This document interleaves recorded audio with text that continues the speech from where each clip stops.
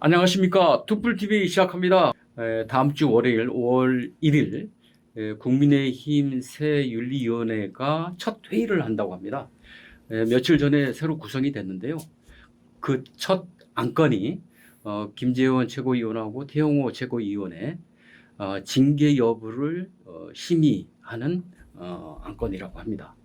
뭐 아시다시피 김재원 의원은 여러 흔히 말하는 설화로 지금 자숙 중에 있고요.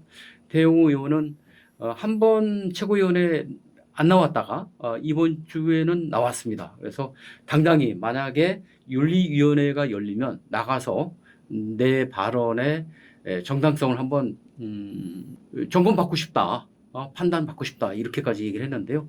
두 의원의 그 발언 이후 태도가 조금씩 다릅니다. 오늘은 두 최고위원에 대한 국민의힘의 그 윤리위원회 징계 여부와 관련해서 우리 그 정치팀의 권준영 기자를 또 모시고 또 말씀을 나눠보겠습니다. 일선에서 여러 가지 얘기가 많이 나오고 있죠. 예, 맞습니다. 예, 열리긴 열립니까? 다음 주 월요일 날, 5월 1일 날 예, 열려요? 당 지도부가 이제 5월 1일 날 첫 회의를 열고 김재원, 태영호 두 최고위원에 대해서 징계 여부를 심의한다고 밝혔습니다. 그러니까 징계를 하겠다 안 하겠다를 결정하는 거죠. 예, 맞습니다. 그리고 그거 나와서 두 번째 회의를 또 여는데 그때는 두 명을 출석시켜서 이 발언의 소명 기회를 준다면서요? 예, 맞습니다. 그럼 두 사람 다 참석을 할까요? 참석하겠죠? 예, 아마 하지 않겠습니까? 예. 근데 지금 이 징계 추진, 그러니까 징계하라는 여론이 많잖아요. 네. 오늘 어느 미디어 보니까 징계를 해야 된다는 여론이 한 30%. 세게 해야 된다는 것이 30%. 그리고 좀 모르겠다. 소극적인 의견이 한 20, 한 5% 이렇게 되는 것 같아요. 네. 근데 의외로 징계해야 된다는 여론이 한 60%예요. 네. 그리고 또 당연하겠지만 민주당 지지자들은 그게 한 40% 넘습니다.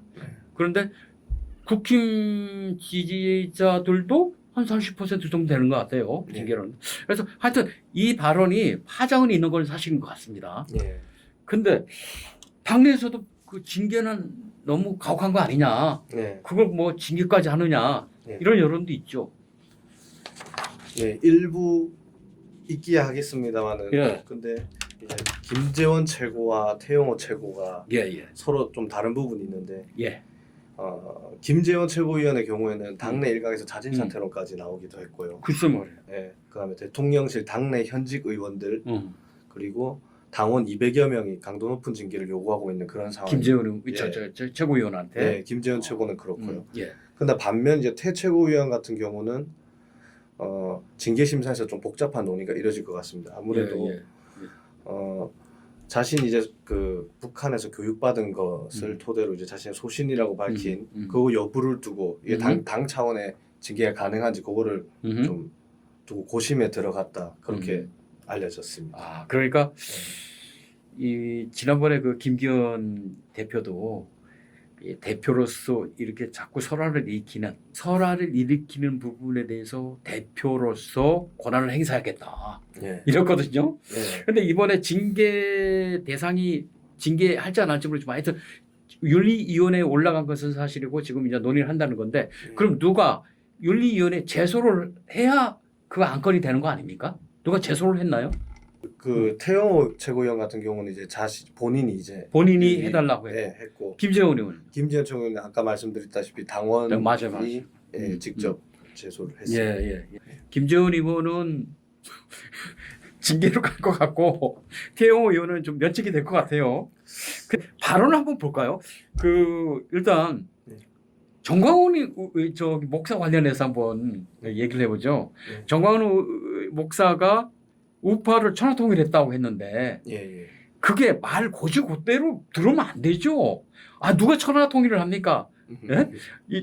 나폴레옹도 천하통일을 못했고 아무도 천하통일을 못했어요.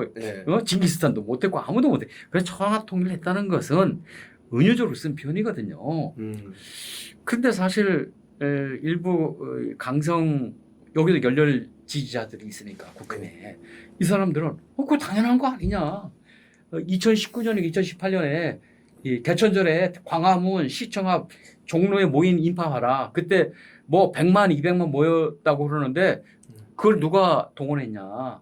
가장 공헌이 큰 사람이 정광훈이다. 이런 얘기를 하거든요. 그래서 정광훈 목사의 그 관련해서 그 발언이 그렇게 크게 문제가 됩니까? 아무래도 당 지도부의 입장에 따르면은 그 정광훈 목사가 지금 국민의힘 당원이 아닙니다. 아니고 그런 관련이 없는 사람이 어떤 최근에 말했던 그 공천권에 대해서 이렇게 행사하려는 듯한 자기의 요구를 관철시켜주지 않으면 뭐 약간 협박성의 그런 발언을 좀 하고 오만한 있습니다. 발언이죠. 예. 최고위원도 전당대회에서 당원들 100% 룰에 의해서 선출된 사람입니다. 그렇죠. 근데 국민의힘 당원에 과연 정광훈 목사를 옹호하는 당원이 더 많을까 아니면은 정광훈 목사를 옹호하지 않는 우파 당원이 많을까 그거는 생각해봐야 돼요. 그거 이제 여론조사한 그건 없죠 지금까지. 예, 저는 아직까지 없죠. 못 봤습니다. 저도 못 본 것 같아요. 예. 그런데 정광훈 목사는 그러거든요. 자기가 지난번에 경선 대선 대표 경선 때 뭐 말로는 뭐 4만, 10만을 내가 당원으로 가시켰다 그런 얘기도 있었잖아요. 근데 그건 그냥 하는 소리죠. 뭐 예. 확인된 얘기는 아니고. 예, 확인된 얘기는 아니고. 예. 아니 그러면은 당 지도부의 정광훈 목사에 대한 좀 거부감 이게 상당히 뭐 작용하고 있다고 봐야 되겠네요. 예, 그렇죠. 그것도 일정 부분 들어가 있는 것 같습니다. 그런 정광훈 목사가 국힘을 그렇게 어떻게 보면 좀 폄훼하는 그런 발언을 하고 무시하는데 거기에 동조하면서 천하통일했다는 둥 이런 얘기를 하면은 안 되지 않느냐 이런 뭐 상식적 차원에서 이렇게 얘기를 하는 것 같아요. 예. 그렇죠? 그런데 정광훈 목사가 국힘을 향해서 공천권을 상향식으로 바꿔라. 특정 누구가 공천권을 쥐고 힘들지 마라. 이렇게 주장하는 것은 국민들 입장에서 아니 국힘의 지지자가 아니더라도 국민들 입장에서는 할 수 있는 얘기 아닙니까?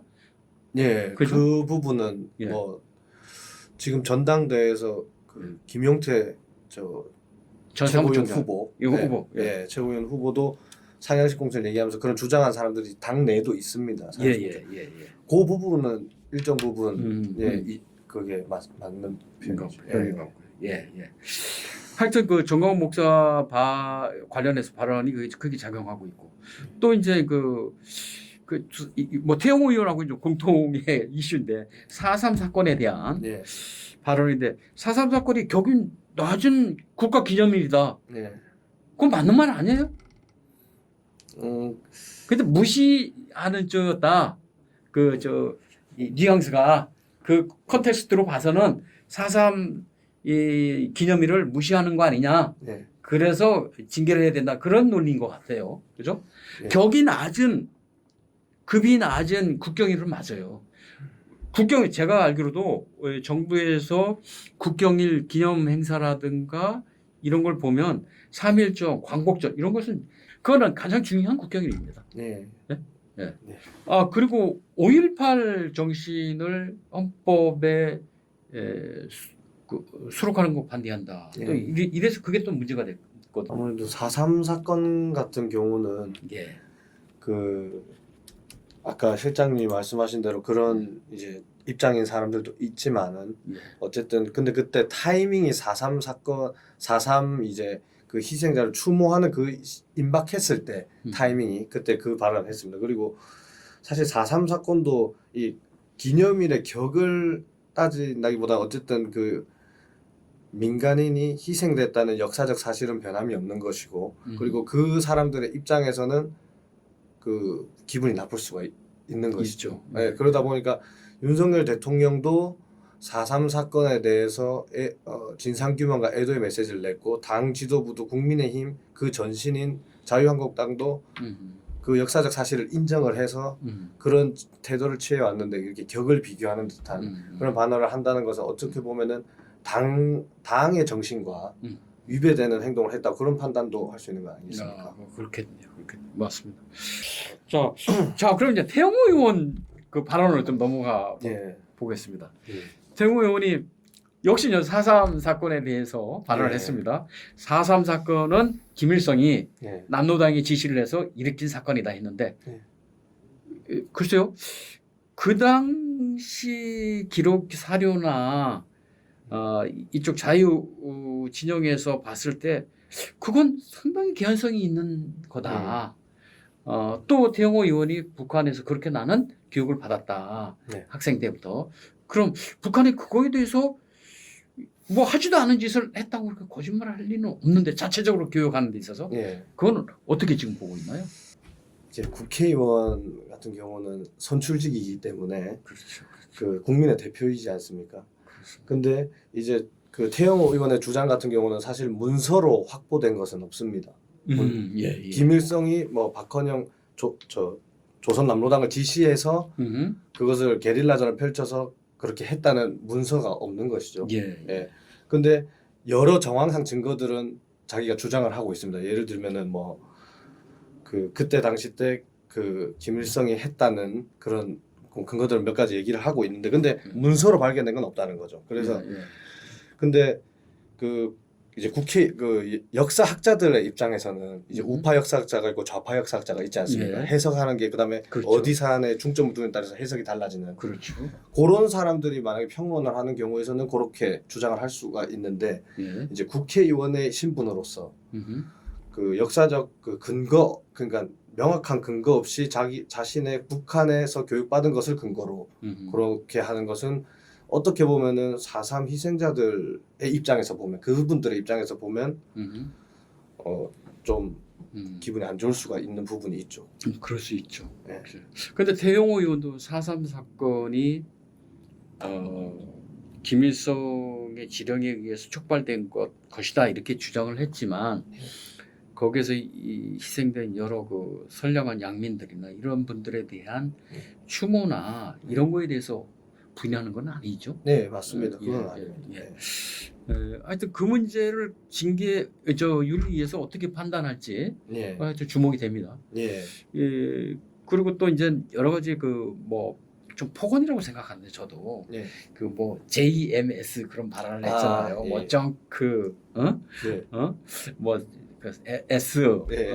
이렇게 했는데 이게 좀 격이 낮은 발언이에요 사실. 근데 그거 나중에 해프닝이라고 사과를 했죠 그 예. 발언은. 예, 그래서 그거 이제 넘어가고. 예. 자 그러면은 백범 김구 선생에 대해서 이제 발언을 한 부분이 또 이제 문제가 됐잖아요. 예. 뭐 백범 김구 선생이야 지금 우리나라 좌파의 뭐라 그럴까 지금 본류인데 예. 백범 김구 선생한테 이 3팟을 넘어서 방북한 것은 이제 통일을 위해서 논의하면서 갔다고 하는데 예. 그것은 저 김일성의 통일전선 전술에 넘어간 것이다 그랬거든요. 예. 근데 그것도 이제 문제가 됐잖아요. 예. 그런데 어떻게 판단을 해요 지도부는?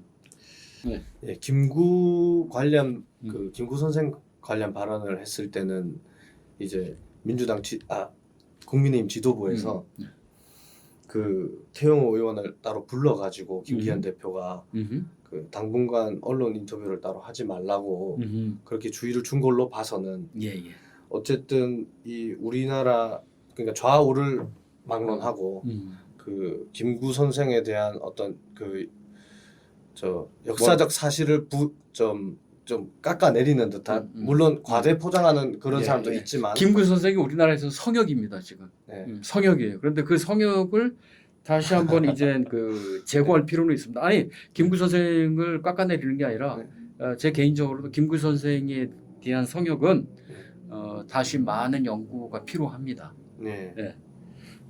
그래서요. 그래서 이제 그 부분에 대해서는 얘기하지 말라. 그래서 그 후에 이제 태영호 의원이 이제 발언을 삼갔죠. 예, 삼가다가 이제 며칠 뒤에 다시 최고위회에 모집돼서 내가 그때는 당당하게 또 얘기했어요. 공개 발언을 못할 이유가 없다고 자신은 소신을 밝힌 거라고 그렇게 얘기를 했습니다. 일단 그 국민의힘에 열렬 지지층 있잖아요. 코어 지지층. 네. 여기에서는 이번 이 징계 추진을 자살골이라고 하거든요. 네. 거기에 대해서는 어떤 그 여론이 어떻습니까? 그 지도부나 이 집행부에서 국힘에서 그걸 좀 그 좀 인식하고 있나요? 그런 걸? 예, 아무래도 네. 그 일부 지지층은 그런 시각을 가지고 있는 분들도 있긴 합니다. 예, 그렇게 예, 보여지는데요. 예, 근데 예, 예. 이제 그 태영호 최고위원 같은 경우는 그 어쨌든 자신의 발언의 근거를 북한에서 자기가 받았던 교육을 근거로 얘기를 한 거지 않습니까? 예, 예, 예. 근데 이제 그 음. 북한의 체제가 싫어서 이렇게 나오신 분이 음흠. 그 4.3 사건이라든지 이런 일부 부분에 대해서는 또 신뢰를 하고 있다는 점, 그런 부분들이 아마 당원이든 당 지도부든 그 근거로서 좀 박약한 게 아니냐. 자신 그 태 최고위원의 주장이 그런 예, 예. 의견이 있는 것 같습니다. 예, 예. 아무튼 그 이제 다음 주 월요일 예. 그 회의 윤리위원회가 이제 열려봐야 알겠지만, 네. 두 사람 중에 한 사람 정도는 징계위에 넘겨질 것 같아요. 네, 맞습니다. 징계를 하더라도 그냥 뭐 경고, 네. 주의 경고, 이 정도로 그칠 것 같나요? 어떻게 보세요? 일단 출입 기자들 그리고 뭐 또 관계자분들, 당 관계자분들 이렇게 의견을 좀 들은 것을 종합해 보면은 이제 태 최고위원 같은 경우는 아무래도 좀 그 논쟁의 소지가 있으니까 이거 아무래도 경징계 선에서 되지 않을까, 좀 약하게 징계를 하고 예, 약하게 약하게 경고 그런 처분이 나오지 않을까. 그다음에 또 이제 김재현 최고위원 같은 경우는 지금 공식 활동을 아예 안 하고 있지 않습니까? 최고위 회의도 안 나오고 있습니다. 예, 예. 그 어쨌든 태 최고위원처럼 의견이 다르다는 이 논쟁의 소지 자체가 없는 그런 좀 논란의 발언을 했기 때문에 조금 더 센 게 나오지 않을까, 그런 추측은 하고 있습니다. 뭐 일부에서는 지금 그 최고위원 사퇴도 요구를 하잖아요. 네. 근데 본인은 지금 원해지 않습니까? 네. 근데 내년에 총선인데 총선이 이제 나올 건데 최고위원으로 있어야 그래도 이제 미디어 노출도 되고 그렇기 때문에 이 본인이 직접 사퇴할 의사는 없을 것 같아요. 네? 예. 그리고 또 지금 이 국민의힘이 지나치게 이쪽 민주당이나 이 중도층의 그 시각을 의식하는 거 아닌가? 왜 자기네 골수 지지층은 과연 그렇게 생각할까 좀 고민 좀 하고 해야 되는데, 왜냐하면 지금 당 지지율이 민주당하고 거의 비슷해졌죠. 오히려 어떤 것은 조금 낮죠. 지금 떨어졌죠. 역전됐죠. 그리고 윤석열 대통령의 지금 지지율도 30%대 초반, 심지어 27%까지 어떤 지지율은 어떤 조사는 27%까지 나왔어요 최근에. 맞습니다. 그럼 이게 떨어지는 이유가 많은 분들이 골수 지지층이 등을 돌렸다, 저렇게 이념적으로 확고하지 않고 왔다 갔다 하니까 그런 위험성이 있을 것 같아요. 근데 그런 움직임은 안 보이죠. 권 기자가 보시기에 국힘 내에서는 그런 움직임은 안 보여요. 특히 지도부에서는. 지도부는 아무래도 그럴 것 같습니다. 하여튼 뭐 다음 주에 윤리위원회 결과를 좀 봐야 되겠습니다. 그 다시 좀 심도 있게 취재해 주시고 다음에 나오셔서 그 결과를 좀 알려주십시오. 네, 알겠습니다. 고맙습니다. 네, 감사합니다. 오늘은 그 김재원 최고위원과 태영호 최고위원에 대해서 일명 그 소위 설화를 일으킨 거에 대해 국힘이 5월 1일 윤리위원회를 열어서 징계 여부를 심의를 한다는 그런 내용으로 우리 권준영 기자랑 얘기를 나눠봤습니다. 다음에 또 뵙겠습니다. 이상 마치겠습니다.